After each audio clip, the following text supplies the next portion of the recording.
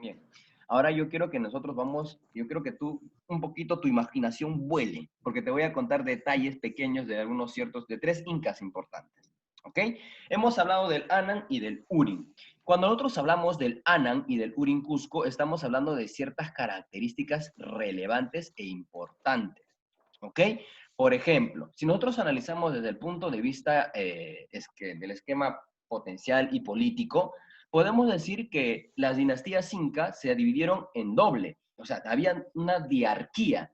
¿Qué cosa es una diarquía? Un gobierno de dos incas o de dos gobernadores. ¿Ok? Ahora, también tienes que recordar que también existían los corregentes. ¿Quién es un corregente o qué cosa es un corregente? ¿Alguien sabe? ¿Se corrige? El que corrige. No, no es el que Los corrige. que corrigen a la gente. No, no es el que corrige a la gente. Profesor, ¿cómo dijo corrigente? ¿Quién es un ¿Le corregente? vota la gente? Corrige. No.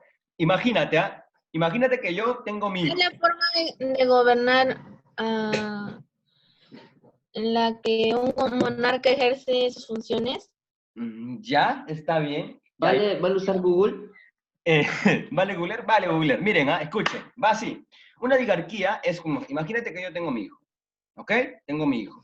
Entonces, yo gobierno 60 años y yo sé que ya tengo que dejar un heredero para que mi imperio siga, pues, manteniéndose. ¿Qué hago? A mi hijo ya lo voy entrenando en las facultades imperiales. Entonces, mi hijo va gobernando junto conmigo de forma corregente. Entonces, el niño, el joven, va mirando de qué forma se puede gobernar. Y en los incas, hoy te vas a enterar, porque voy a hablar mucho de este término, anótalo, la palabra corregente, para que más o menos sepas de qué estoy hablando, después no me preguntes qué cosa es corregente. Entonces, corregente es eso, que el hijo gobierne a la par con su padre para manejar los estamentos del gobierno. ¿Ok? Eso se hacía antiguamente. ¿Ok? Gobernar padre e hijo en un determinado momento para poder llevar la línea del gobierno. Ahora, bien, ahora tenemos acá las dos dinastías, las cuales tú ya los tienes en tu cuadernito, ¿no? Tenemos, por ejemplo, el periodo de la dinastía del Urin Cusco y del Anan Cusco. Pero aquí hay dos fases, hijo. ¿Ok? Aquí hay dos fases históricas. Tenemos la fase regional y la fase imperial. Quiere decir que hasta Capac Yupanqui, el imperio de los incas no era un imperio.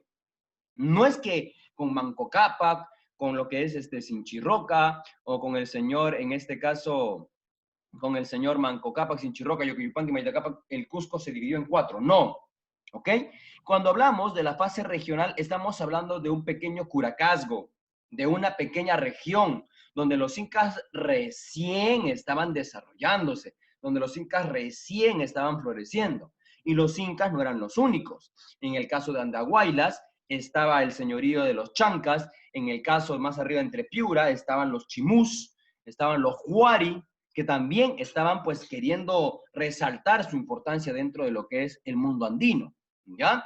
Ahora, la situación es que este curacazgo, ¿ya? El curacazgo quechua, como se le conocía en aquellos años, empezó solamente con pequeños fragmentos, no se hicieron muy importantes todavía. Inclusive, con el señor Inca Roca y Yaguaruaca, este periodo todavía fue transitorio, ¿ok? Quiere decir que todavía se mantenía en un estamento pequeño. Y ahora pues iban creciendo, lógicamente, con el pasar del tiempo. Pero hasta cuando llegamos al punto del señor Viracocha, a partir de Viracocha en adelante van a hacer un proceso nuevo, no te olvides. A partir de Viracocha hacia adelante, el imperio de los incas va a conocer un nuevo periodo dentro de su historia. Va a dejar de ser un pequeño curacazgo para empezar a expandirse en algo tremendo, en algo grande, en el imperio, ahora sí vendría a ser el imperio de los incas, ¿ok? Va a dejar de ser el curacazgo quechua para pasar a ser el imperio o la civilización más grande de América. Ahora, para que nosotros podamos entender esto, ya te dije más o menos de dónde vamos a estudiar. Hoy vamos a estudiar a partir desde Viracocha hasta, se puede decir en este caso, hasta lo que es Atahualpa, ¿ok? Entonces, para que nosotros entendamos esta situación, tenemos que estudiar a los tres grandes incas. Viracocha va a ser importante porque él va a dejar a cargo a alguien, ¿ya? Él va a tener corregencia con uno de sus hijos. Pero aquí incluso vamos a estudiar a aquellos hijos que ni siquiera se nos han mencionado dentro de la historia, ¿ok? Entonces, aquí tenemos, te los presento, tenemos a los tres grandes incas. En este caso, al señor Pachacutic. También tenemos al señor Tupac Yupanqui y tenemos al señor Huayna Cápac, ¿ok? Dentro del periodo o de la fase imperial, por decirlo de esta forma, estos tres incas van a ser muy importantes, muy relevantes. Estos tres le van a dar la gloria que se merecía el imperio de los incas. No solamente la gloria, sino también la organización, hijo. Porque sin organización, sin leyes, es complicado, ¿ok? Ahora, vamos primero a analizar al primer inca, porque hoy tenemos que estudiar un poco su vida de este primer inca, ¿ok?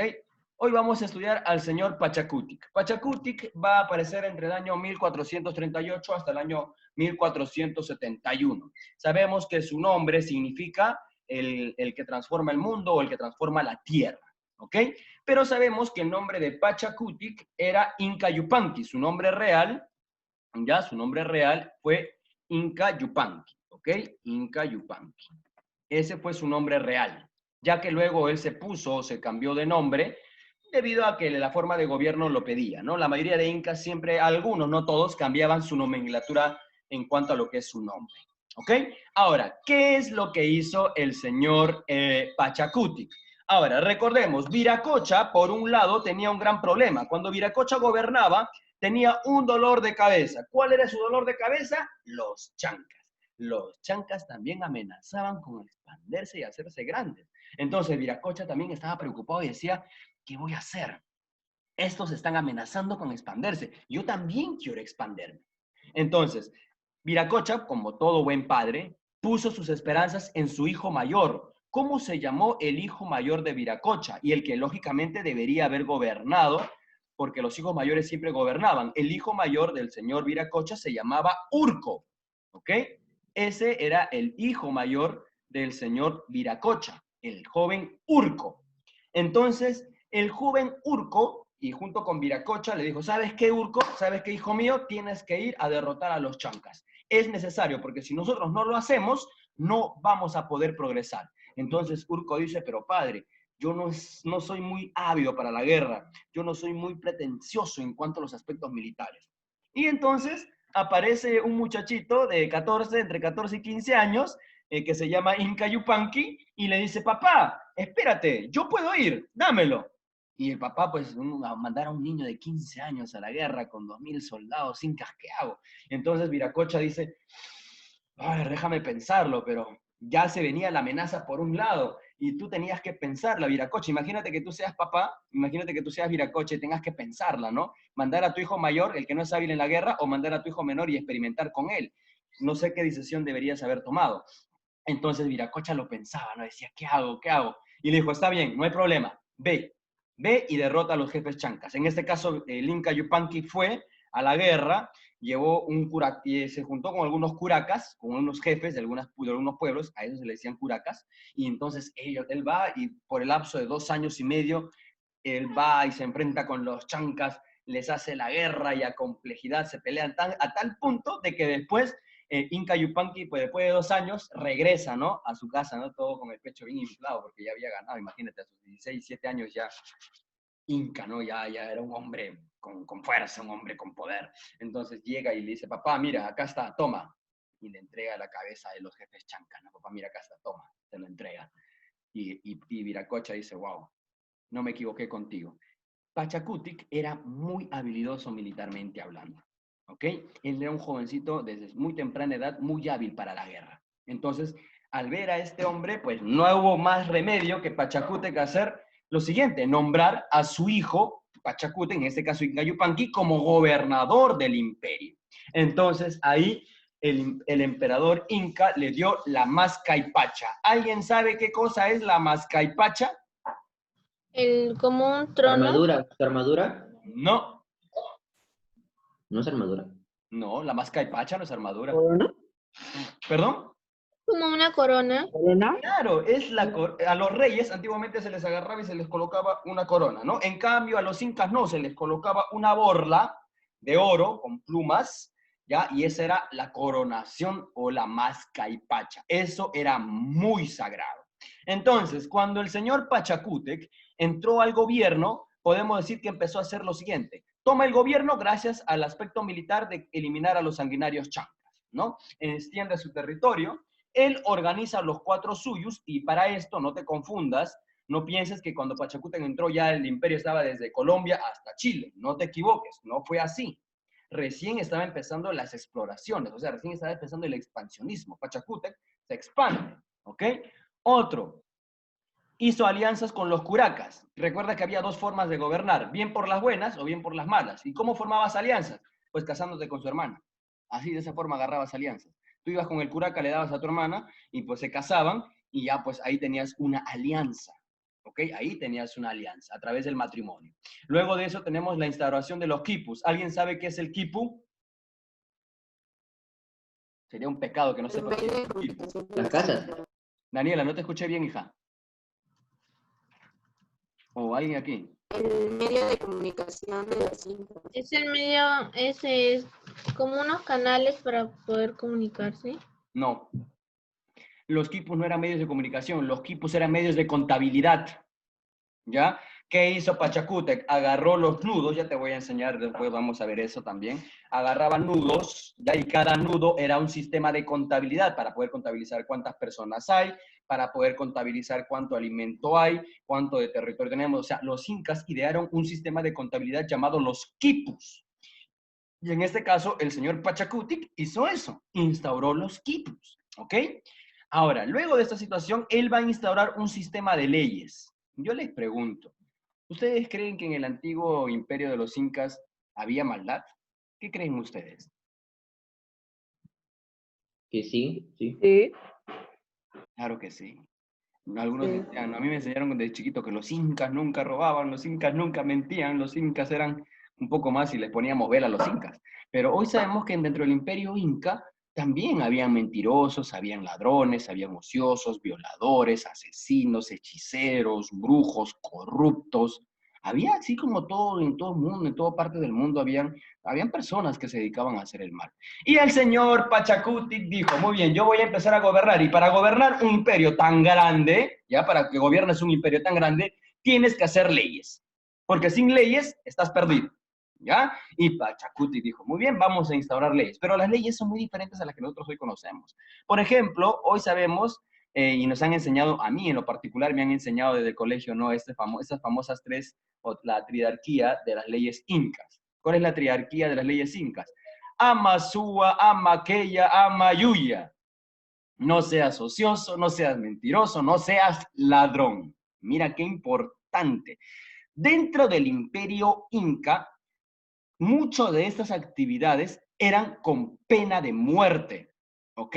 Los incas aplicaban también la pena capital. Ahora, si nosotros nos ponemos a pensar, pues, el ser ocioso, pues nadie te castiga o no te mandan a la cárcel por ser ocioso, sino imagínate cuántos son jóvenes, cuántos hombres, mujeres irían a la cárcel por simplemente ser ociosos.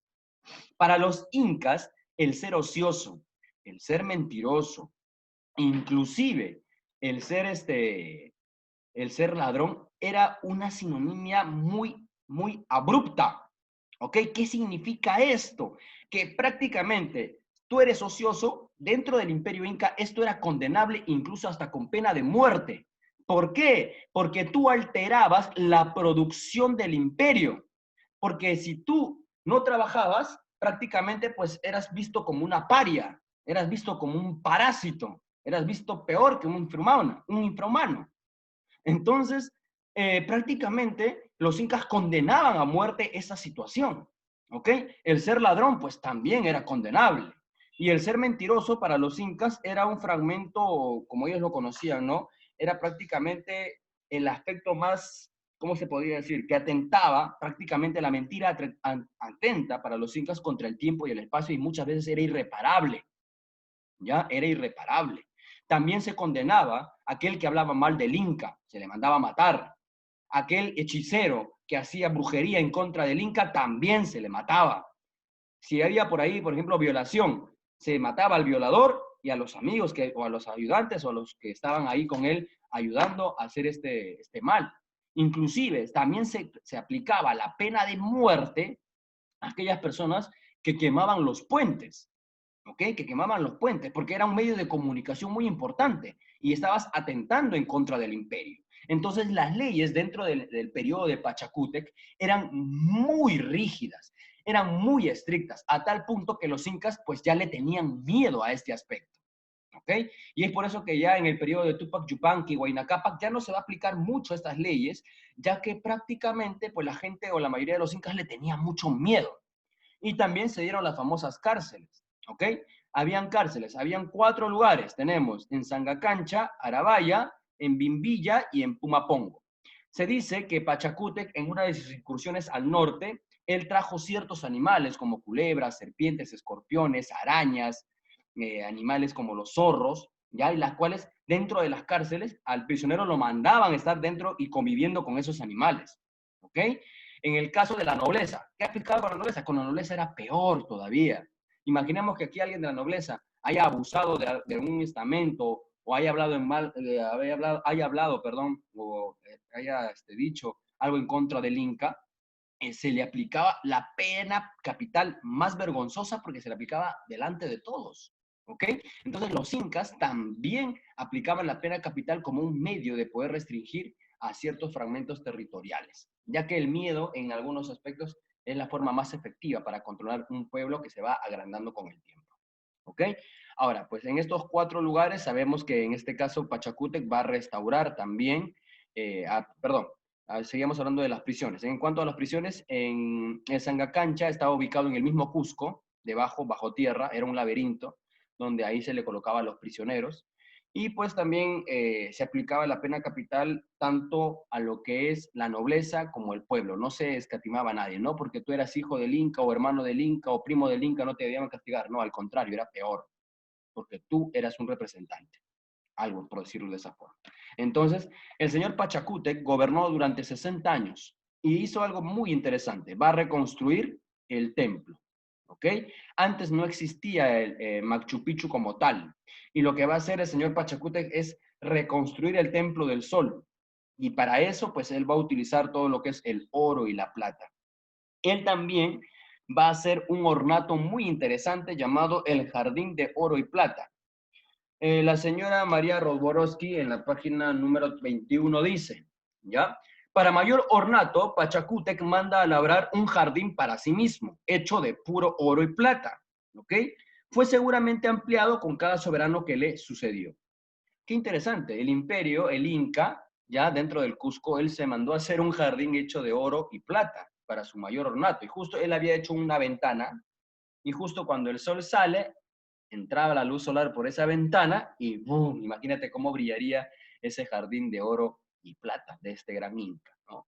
Bien, entonces hasta aquí conocemos prácticamente la forma de cómo Pachacútec había gobernado. Y luego él va a gobernar o va a reconstruir el Cusco también, ya que va a ser prácticamente va a aplicar más leyes, va a aplicar más caminos, va a aplicar más casas, se van a ampliar los territorios, se va a dividir la tierra para el pueblo, la tierra para el Inca. La mayoría de incas es por eso que la mayoría de ellos no fueron ociosos, no fueron vagos. Desde muy niños ellos aprendieron el labor, o por obligación también, o porque era por miedo, aprendieron la función mucha de estar siempre trabajando continuamente.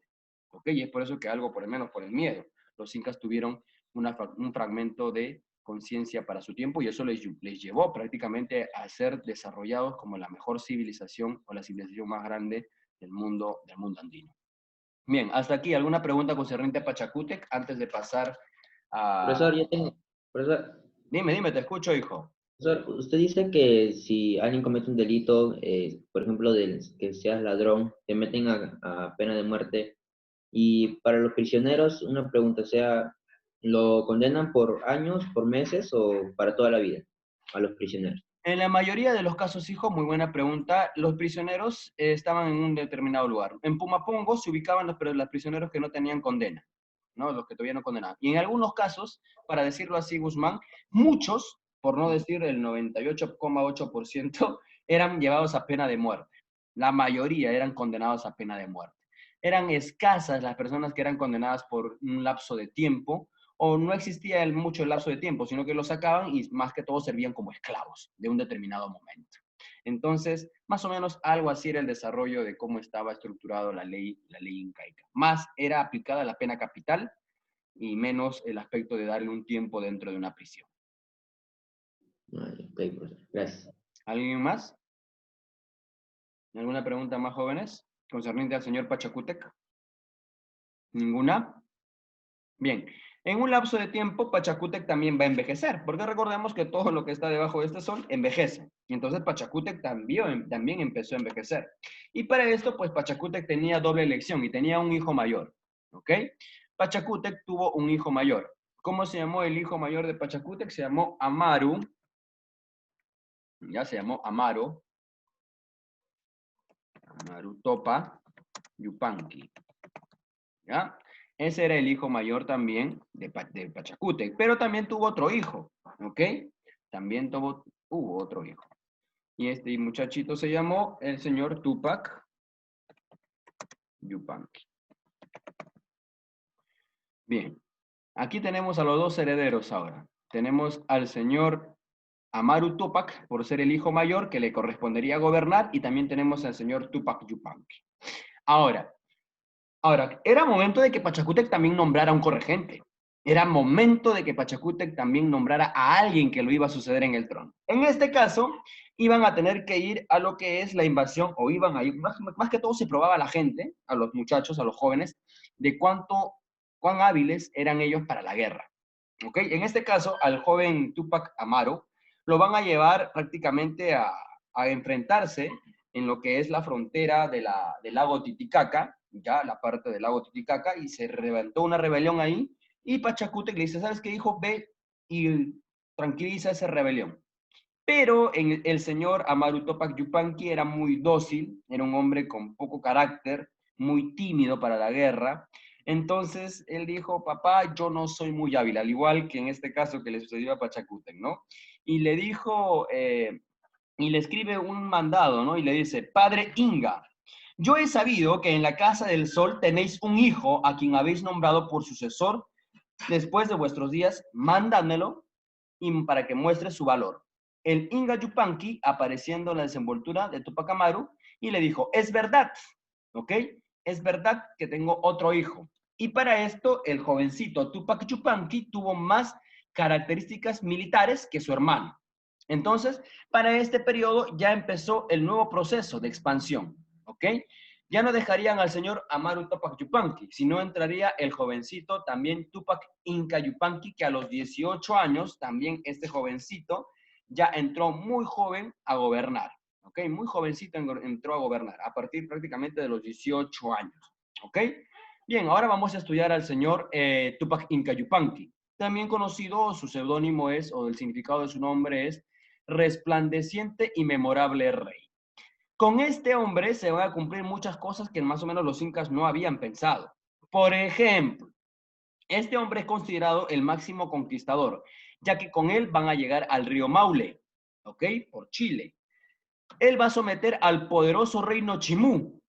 Los chimúes estaban empezando también a expandirse, a querer acrecentar su imperio.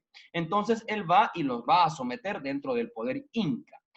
Va a derrotar a los Cañari y a los Quito en Ecuador. Acá es importante este punto, ¿ya? Ya que luego, cuando hablamos de Huayna Cápac, tenemos que hablar de un aspecto muy importante. Él va a viajar a las Islas Galápagos vía marítima. Ese es el punto más interesante. Se sabe que este inca hizo incursiones marítimas, ya que la mayoría de los incas no lo sabían hacer. Este inca sí aplicó esa regla. Él agarró y se fue a la isla de las Galápagos, vía marítima, en la cual dura un año su viaje, ida y vuelta, un año. ¿Alguien sabe dónde está la isla de los Galápagos? ¿Alguien? ¿Dónde está la isla de los Galápagos, jóvenes? En el Pacífico. Googleen, ya no importa, googleen, pues ya, googleen, ya, googleen. Pongan ahí Ah, dónde. ¿en Santa Cruz? ¿Mm? Ya, ¿y Sí. a qué país le pertenece?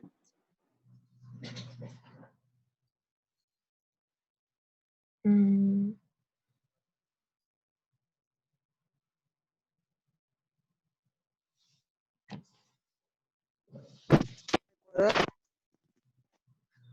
En Ecuador, profesor. Exacto, en Ecuador.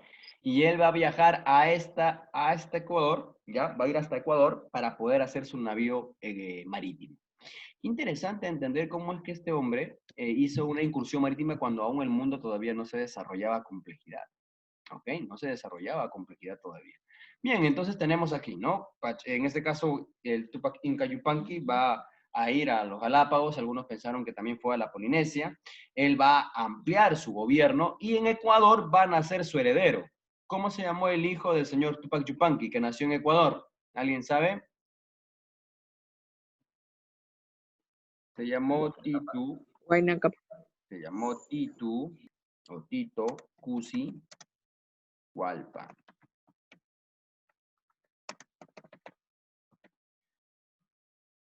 Ese fue el nombre de su heredero, ¿ya? El cual nace en Ecuador. Este jovencito luego también mostraría una forma aguerrida para poder gobernar, ya que para este punto, cuando Tuti Cusi Hualpa va a tomar el poder porque Tupac Yupanqui muere prematuramente, no había dejado estamentado a alguien que literalmente iba a gobernar, ya que para esto él tenía otro hijo, ¿ya? Su otro hijo se llamaba Capacuari.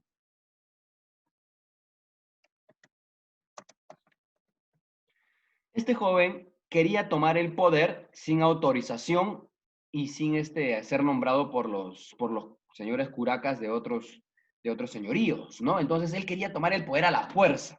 Y para esto, pues el tío de Tuticusigualpa supo de cómo estaba tratando de mantenerse ese tipo de gobierno, cómo estaba formándose ese gobierno, entonces él resguardó los derechos del señor Tito Cusigualpa, al cual a posterior nosotros lo vamos a conocer con otro seudónimo.